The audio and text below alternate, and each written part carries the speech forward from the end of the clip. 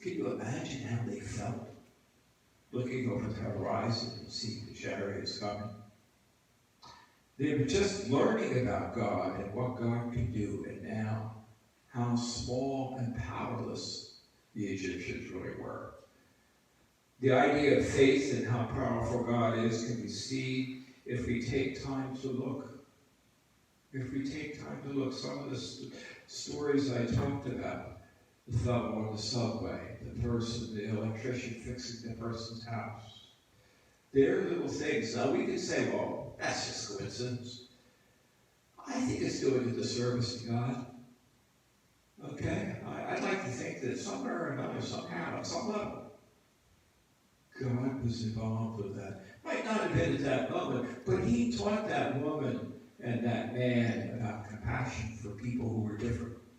Somewhere years ago, maybe somebody treated them nicely, and they played it forward. Okay, it doesn't have to be God doing it that moment. The idea of faith and how powerful God is, it takes a while, but we have to look for it.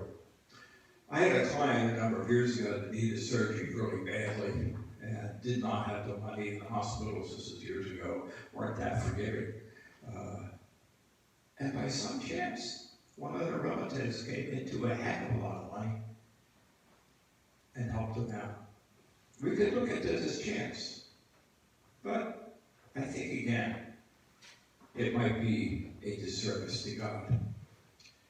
There's three words to remember. Faith today. Faith, mercy, and empathy. And it reminds me of the 13th chapter of Corinthians. Faith, hope, and charity. These three, but the greatest of these is charity. Charity is love, and love includes mercy and empathy. Probably a little longer than usual.